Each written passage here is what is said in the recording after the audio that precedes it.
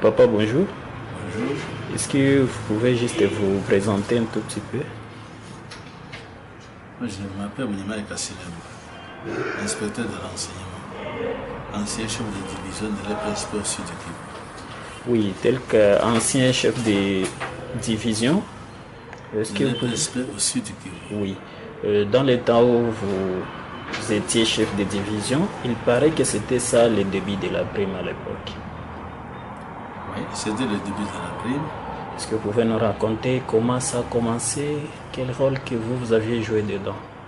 Oui, quand j'avais été nommé chef de division en 1991, j'avais trouvé une résistance à Bukavu où les enseignants ne voulaient pas continuer avec les enseignements à cause de l'insuffisance de leur salaire. Et parfois, les salaires ne venaient pas. Alors, ils ont fait toute une année de grève en 1991-1992. Une année de grève.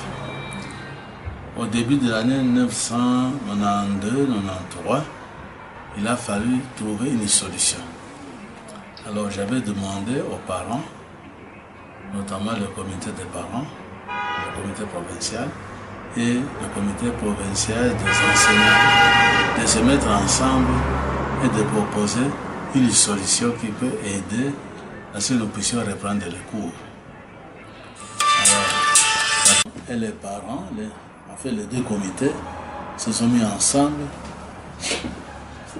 Alors, je leur avais demandé de pouvoir trouver une solution qui pourrait satisfaire tout le monde, satisfaire les enseignants, satisfaire les parents, pour que les élèves puissent étudier. Alors, les enseignants ont demandé aux parents de pouvoir les aider avec une... disons, à ce moment-là, ce n'était pas une prime, c'était un encouragement. Quelque chose pour les encourager, pour stimuler les enseignants à pouvoir travailler. Alors les parents ont dit non, nous ne pouvons pas fixer un montant puisque toutes les écoles n'ont pas les mêmes possibilités. Nous allons demander aux parents d'encourager les enseignants avec quelque chose, n'importe quoi. Quelque chose de matériel, quelque chose de finance, pourvu que les enseignants puissent être encouragés. On appelle ça la motivation des enseignants. Alors, ils sont venus me voir, ils m'ont dit non, nous avons trouvé une solution. Les parents peuvent motiver les enseignants avec quelque chose selon les milieux.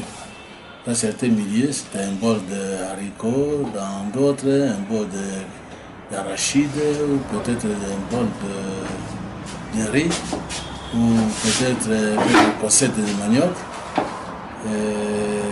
un morceau de savon. Ici en ville, peut-être un peu d'argent, selon la possibilité de l'école ou des parents. Alors, ils ont accepté ce principe.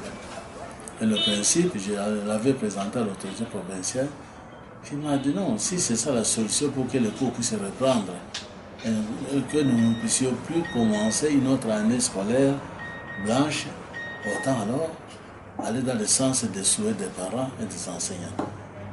Et quels sont les intérêts qui a poussé, les grandes questions qui a poussé à ce que vous acceptez cette proposition, vous amenez cette idée-là? L'intérêt, vous n'avez pas encore d'enfants à ce moment-là. Vous auriez souhaité que vos enfants chôment 2 fois pendant 2 années successives. Le chômage des enfants, l'année blanche donc, a provoqué beaucoup d'inconvénients auprès des enfants. Les enfants étaient devenus des délinquants. Les écoles avaient été pillées, les pupitres étaient perdus. Il y a des écoles qui avaient perdu même leurs manuels, leurs bibliothèques, etc. Il fallait sauver les écoles, il fallait sauver les enfants. Et j'ai accepté cette proposition parce que c'était un salut pour l'enseignement au Sud Kivu. Et dans le temps, ça va juste partout en RDC? Moi, je ne dirigeais pas l'RDC. J'ai dirigé le Sud Kivu. Si les autres sont venus imiter, ce n'est pas mon problème. J'étais le responsable de l'enseignement au Sud Kivu et pas en République démocratique du Congo. Parce qu'on sent que c'est un modèle qui a commencé au Sud Kivu, mais ça a vite été copié partout au pays. Oui, puisque c'était une solution, l'unique solution pour reprendre les enseignements. Et nous étions même félicités, nous étions même considérés comme des héros. Les gens qui ont trouvé une solution qui avait favorisé les parents, qui avait favorisé les enseignants, qui avait favorisé les élèves pour que le cours puisse reprendre. Et le cours ont repris, il n'y a pas eu de grève d'une année depuis cette époque-là. Avez-vous subi une certaine pression auprès des enseignants, du gouvernement ou qui que ce soit pour que vous adoptez cette idée? Je vous dis que ce n'était pas une pression, c'était une solution. Une solution qui avait été trouvée entre les enseignants et les parents. Une solution, ce n'était pas une pression. On n'a pas été obligé pour dire, monsieur, si vous ne faites pas ceci. Non. Ils ont trouvé que c'était une solution et ça donnait des fruits. Jusqu'aujourd'hui, vos enfants étudient. Oui, parlons de votre gouvernement à l'époque. Est-ce que le président, la présidence était d'accord avec cette idée-là? Vous voulez me demander ce qui s'est passé à la présidence? Si moi j'arrivais à la présidence, est-ce que je connaissais le président pour que j'aille causer avec lui? J'ai trouvé une solution au problème qui s'était posé au Sud Kivu. Et le gouverneur à l'époque, qu'est-ce qu'il a dit par rapport à ça?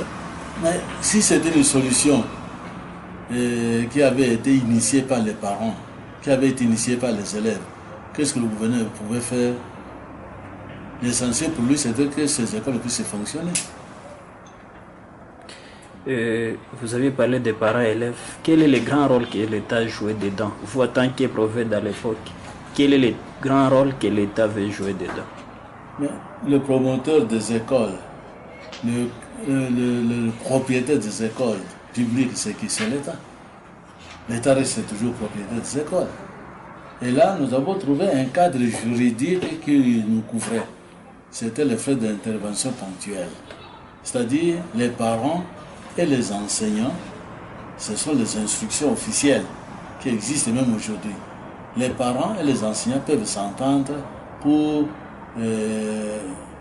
mener une action à l'école en faveur des enfants, en faveur de l'école. Par exemple, si une toiture est s'envolée avec l'ouragan, est-ce qu'il faut attendre que l'État envoie l'argent? Non. Les parents vont se mettre ensemble avec les enseignants, avec la direction de l'école, pour trouver le moyen de pouvoir réparer la toiture. Et le moyen viendra de qui? Des parents toujours. Donc c'est dans le cadre de l'intervention ponctuelle qui existe aujourd'hui, même dans tous les arrêtés du gouvernement. Dans les arrêtés, on parle de frais scolaires, on ne parle plus d'intervention. Si. Alors comment est-ce que ça a été métamorphosé jusqu'à cette hauteur-là? Quand on parle de frais scolaires, on parle aussi de frais d'intervention ponctuelle. Lisez bien les arrêtés, vous les trouverez. Oui. Prophète à l'époque, avez-vous eu des propositions quelconque à donner ou des directives à donner aux enseignants, aux parents qui vous ont amené à les accompagner dans la lutte? Au contraire, je m'avais réjoui, puisque nous avons trouvé une solution à un problème qui s'était posé. Une année scolaire blanche, vous voyez l'inconvénient auprès des enfants, auprès des parents, auprès des écoles, des infrastructures qui étaient pillées. Il fallait sauver tout ça. Donc les parents et les enseignants ont trouvé une solution qui a sauvé les écoles, qui a sauvé les enfants, qui a sauvé l'enseignement au Sud Kivu. Oui, en tant que prophète, vous aviez évalué les dégâts de 2 ans de grève? À part ce que vous venez de citer. Mais les archives des sont là. Allez chercher les archives. En termes d'argent ou comment? Allez chercher les archives. Moi, je suis parti avec les archives. Vous voulez que 20 ans après, que je retrouve encore des mémoires, telle école avait été pillée, etc., 20 ans après? Non. Allez chercher dans les archives, vous les trouverez. Et vous, personnellement, c'est une question de curiosité. Vous, personnellement, est-ce que vous ne vous sentez pas vraiment en train de regretter vu la situation actuelle? Non, si la prime a été déviée, ce n'était pas ça l'objectif. C'était la motivation des parents aux enseignants. Et cette motivation, ce n'était pas nécessairement de l'argent. C'était n'importe quoi, tout ce que les parents pouvaient donner. Je vous ai parlé d'un bol de maïs, disons d'arachide, d'un bol de riz, des recettes de manioc, peut-être quelques bras disons de bananes. Donc c'est ça, c'était la motivation des enseignants. Oui. Et cette motivation était acceptée par les enseignants et par les parents. L'idée a commencé par vous et ça a été... Il paraît que l'Église vous a accompagné dans cette idée avant que vous faites des réunions.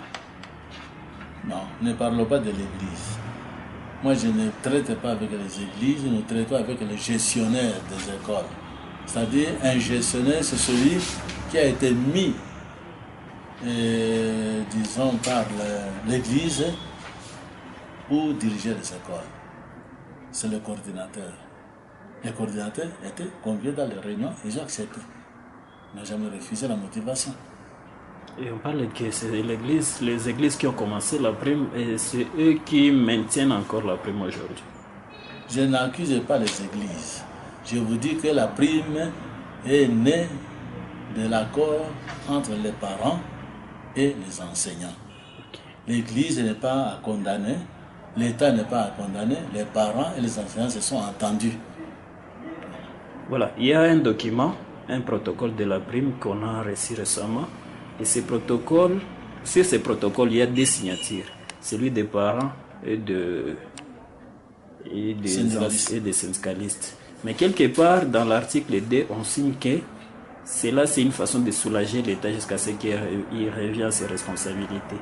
Pensez-vous que l'État devrait prendre une année des enseignements sous ces modèles de frais d'intervention ponctuelle, puis revenir sur ses activités? L'intervention ponctuelle n'a pas de durée. L'intervention ponctuelle, c'est lorsque le besoin se manifeste dans une école, que les parents et les enseignants se rencontrent pour résoudre le problème. Et ce problème s'est posé depuis longtemps, et ce problème se pose encore aujourd'hui. S'il faut acheter des pupitres dans une école, il n'y a pas de frais d'achat de pupitres, ils sont prévus. Alors, les parents peuvent se rencontrer avec les enseignants pour dire il nous manque 5 pupitres. Nous allons les acheter. Qu'est-ce qu'il faut faire? Et ils trouvent une solution entre eux, sans consulter le chef de division, sans consulter le chef de sous-division, même sans consulter le coordinateur. Et pourquoi vous n'avez pas signé sur ce document à l'époque? En tant que prophète ou bien ministre de l'enseignement, pourquoi ils n'ont pas signé sur ces protocoles de la prime? La prime, je vous ai dit, a déjà un cadre juridique. C'est l'intervention ponctuelle. Il n'est pas dit que dans chaque école, quand il y a une rencontre, le chef de division doit être là. Donc je dois me trouver à Chabunda, je devais me trouver à Fizi, je devais me trouver à Minova, je devais me trouver partout. Non. C'est une convention, les enseignants et les parents se rencontrent pour résoudre un problème qui se pose à l'école. Et ces documents, c'est-à-dire que ces documents cassent directement le protocole de la prime. Vous parlez de la prime, moi je parle de la motivation. Nous avons des langages différents. Puisque pour vous, la prime, c'est un crime. Non. Non, C'est une vérité. Sinon vous ne seriez pas ici. Pour vous, la prime, c'est un crime. Mais je vous dis que la motivation a sauvé nos écoles à l'époque. À l'époque, motivation, aujourd'hui, monnayage. Appelez ça comme vous voulez. Moi, je vous parle de motivation. Aujourd'hui, vous le payez également. Appelez ça comme vous voulez. J'appelle ça motivation. Et aujourd'hui, vous le payez comme motivation. Si ce sont les parents qui ont accepté, pourquoi est-ce que vous voulez refuser?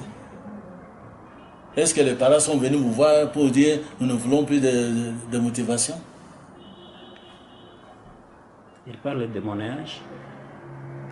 Monnayage de quoi? Des scolarités des enfants. Moi, je vous parle de la motivation des enseignants par les parents. Et je reste sur ce terme-là. Et ça jusqu'aujourd'hui. Je ne veux pas changer. Moi, je ne suis plus prophète. Et en tant que prophète, quels sont les avantages, à l'au-delà d'un seul avantage que vous êtes en train de revenir d'ici, de retourner, de voir les écoles ouvrir? Y a-t-il d'autres avantages que les frais d'intervention ponctuels ont amené dans l'enseignement? Moi, je vous parle du contexte de l'époque. Nous sommes en 1992-93. Il fallait que les écoles reprennent. Et les écoles ont repris grâce à la motivation. Voilà. Par rapport à la situation actuelle, avez-vous un avis en tant qu'ancien prophète? Actuellement, je ne suis pas prophète. Actuellement, je ne suis pas prophète. Allez poser la question au prophète. Mais à mon époque, nous avons sauvé les écoles. Nous avons sauvé l'enseignement. Nous avons sauvé nos enfants. Oui. Pourquoi est-ce que je allais poser la question à ceux qui font la prime maintenant? Je n'ai pas d'enfants à l'école. Je ne suis plus chef de division. Allez poser la question aux parents, parce que je ne le suis plus. Allez poser la question aux responsables des écoles. Je ne le suis plus. Je suis enseignant, je contrôle la qualité de l'enseignement, je contrôle la pédagogie. C'est mon rôle. Je n'ai jamais fait une étude là-dessus.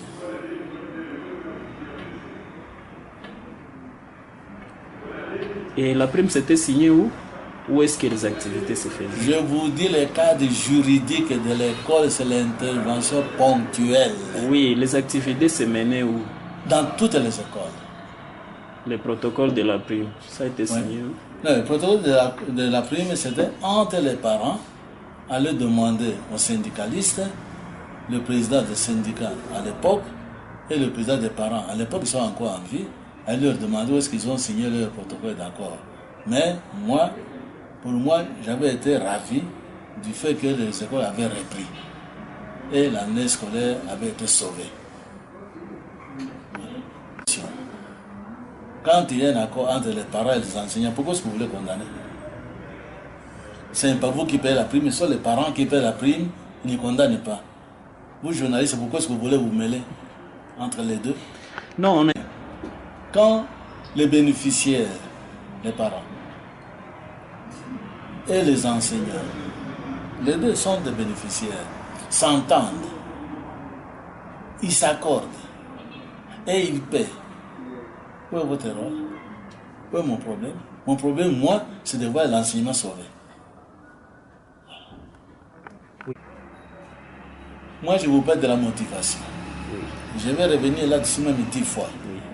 Je vous parle de la motivation qui n'était pas de l'argent nécessairement. C'était même un morceau de savon. C'était même un morceau de bois qu'on pouvait donner à un enseignant. C'était ça la motivation. Dire que je ne suis plus aux affaires. Je ne suis plus parent. Parce que tous mes enfants ont déjà terminé. Je ne suis plus chef de division. Je suis inspecteur, je contrôle la pédagogie. Donc, allez poser la question à ceux qui occupent ces fonctions. Et quand je suis arrivé à Bukavu, non, c'était la grève.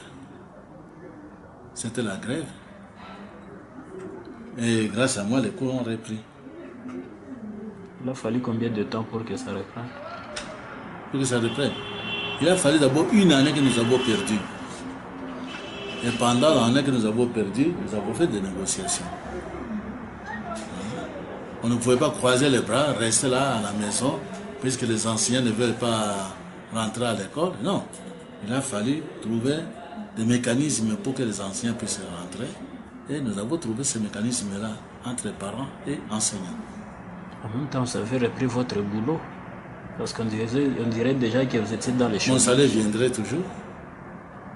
Pendant l'année de la grève, mon salaire venait toujours. Ce n'est pas la prime qui m'a payé.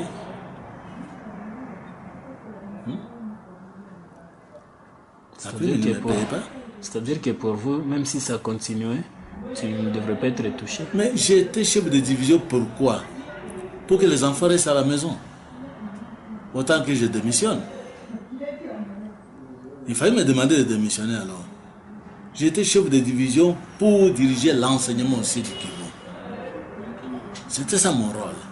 Et je devais chercher des mécanismes pour que l'enseignement puisse marcher. Je devais chercher des mécanismes pour que les enseignants puissent travailler et les élèves puissent étudier. Voilà. Vous aviez réussi? J'ai réussi. Il faut me féliciter. S'il y a des déviations aujourd'hui, ça ne me regarde pas. Mais j'ai réussi à mettre les enseignants et les parents ensemble, ils se sont entendus. C'était une réussite.